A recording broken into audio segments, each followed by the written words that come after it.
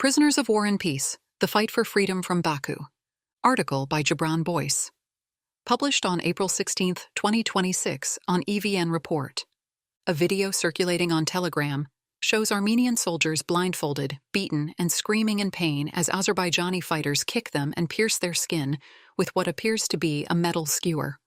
For Harrowing, it's how she learns her husband, Lyudvig, previously declared dead in combat, is still alive.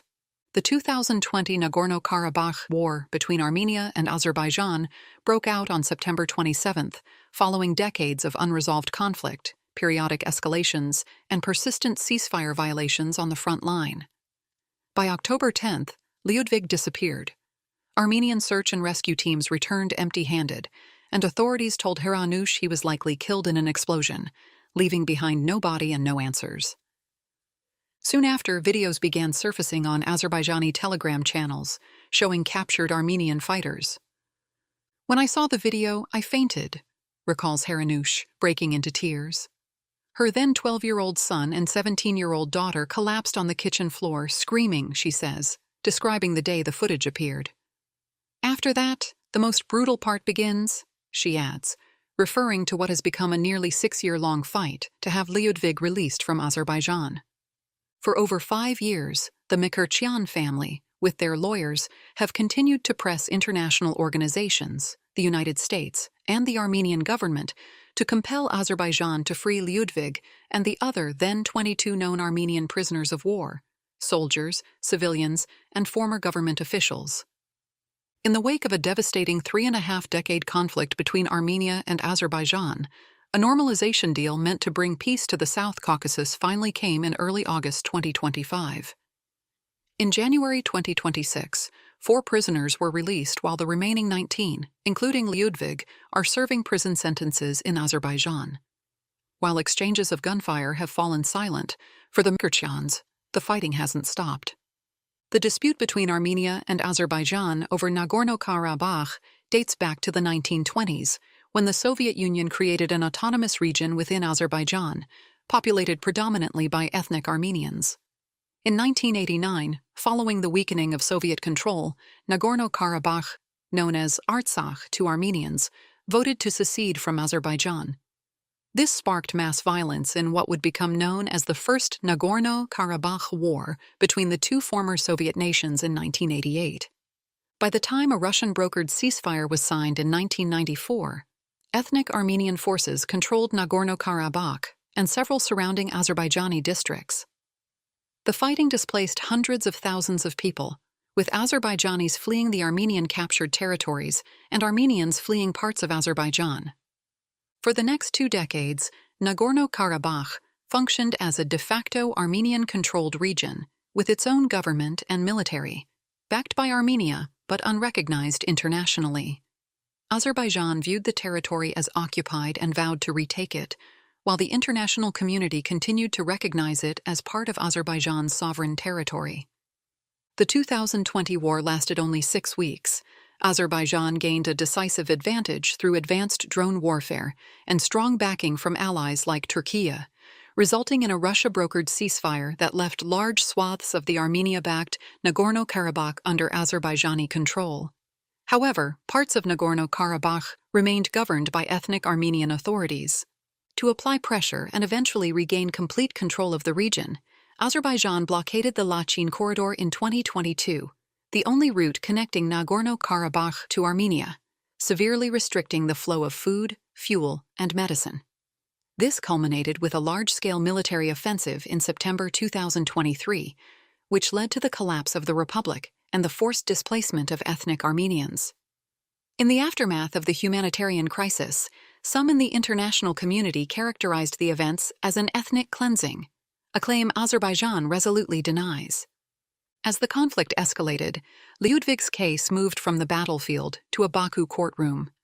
He was captured in Hadrut, a town in Nagorno-Karabakh, on October 10, 2020. Less than a year later, in August 2021, he was convicted and sentenced to 20 years on charges of alleged torture and cruel treatment against Azerbaijanis during the First Nagorno-Karabakh War in the late 1980s, accusations that Harrowing says are false. She recalls begging Lyudvig not to go to the front lines. Decades of conflict with Azerbaijan already filled Yerablor military cemetery in Yerevan with generations of fallen Armenian men. But when Azerbaijan launched a full-scale offensive to take control of Nagorno-Karabakh, Lyudvig, she says, felt called to serve his country. As videos appearing to show Lyudvig captured and tortured spread online, his family searched desperately for answers. Haranush rushed to Armenia's Ministry of Foreign Affairs, where she says she was told there was nothing they could do to confirm if he was alive in Azerbaijan. She turned to the International Committee of the Red Cross, ICRC, pleading for information. The ICRC confirmed Lyudvig was alive. Haranush walked to her church in tears, still in her house robe and slippers, thanking God that her husband survived. When Lyudvig was found alive in Azerbaijan in 2020, Armenian Prime Minister Nikol Pashinyan and several human rights organizations met with Haranush and families of the prisoners. But the more time passed, the less they listened to us, she says. Haranush wrote a letter to the Prime Minister requesting a meeting, an ask allegedly still unanswered over a year later. They tell us it will be okay, be patient, endure. But we have been hearing those same words for 5 years, says Haranush. Haranush's pain is compounded by her severe rheumatoid arthritis that often leaves her unable to move and with difficulty sleeping. Doctors visited regularly in the nights that followed Lyudvig's disappearance, giving her injections to try to calm her and force her to sleep. On some of the nights that she lies awake, she lays on the floor. Lyudvig might be sleeping on the floor, she says. How could I sleep in a bed? Siranush Sahakyan is an Armenian international human rights lawyer representing the now 19 prisoners of war at the European Court of Human Rights, ECHR, including Lyudvig. According to Sahakyan, families allege torture inside of Baku's prisons, subjecting detainees to humiliation and degrading treatment, allegedly forcing them to act like dogs, prohibiting them from having Christian symbols, or forcing them to read propaganda materials.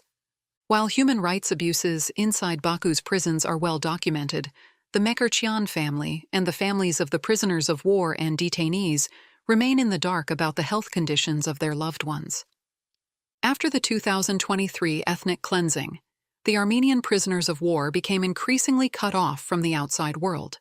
The ICRC, the only organization previously permitted by Azerbaijan to check on the health and treatment of the prisoners, made its last visit in June 2025, with only limited access permitted. By September 2025, Azerbaijan completely suspended the ICRC's access altogether. The decision allegedly came following undisclosed discussions with the government of Azerbaijan. With no international monitors able to see the prisoners or report back to families, Sahakyan says their conditions will only worsen, with no way to verify their safety or well-being. Azerbaijan allegedly forbids journalists or foreign lawyers from visiting the prisons. Contact between Haranush and Lyudvig is sparse, only permitted for occasional phone calls and letters. Azerbaijan assigns lawyers from the state to represent Armenian cases in court. According to Sahakyan, she was refused access to see her clients in Baku. Allegedly, prisoners are held in isolation, with no family or Armenian legal visitation, and as she says, no access to torture-preventing mechanisms. Haranush described her husband's treatment as so severe that in a letter from Lyudvig to her family, she could not recognize his handwriting.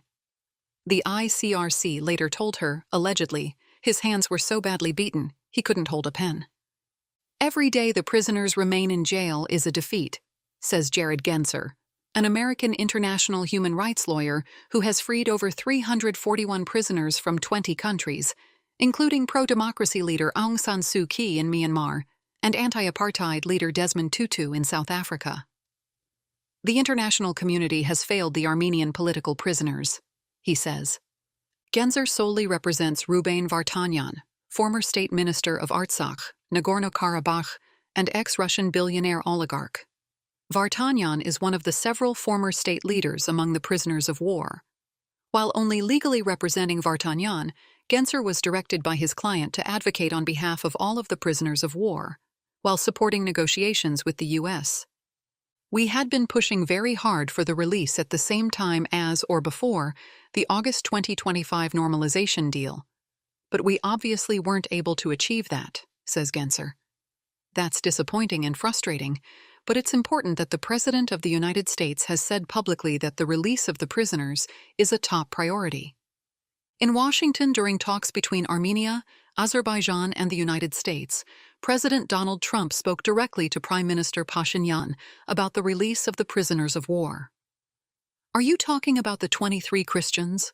I'm going to ask them to do that," says Trump, referring to Azerbaijani President Ilham Aliyev. "I think they will do it for me. This is important, isn't it?" The normalization deal signed 8 months ago ushered in the latest prospect of lasting peace for the South Caucasus. However, Sahakyan says simply, without the release of the prisoners of war, the deal is not enough. For the remaining 19 prisoners of war and their families, peace has yet to arrive. The wait, Haranoush describes, is unbearable. What began as international assurances has devolved into years of pleading to be heard as peace proceeds without them.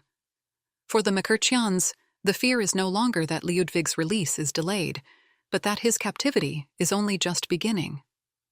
"I lay down and imagine that he has come home and how we would welcome him," says Haranoush. "A minute later, I realize that it's not real, and everything is shattered again." The editorial team has viewed the videos, but has chosen not to share them,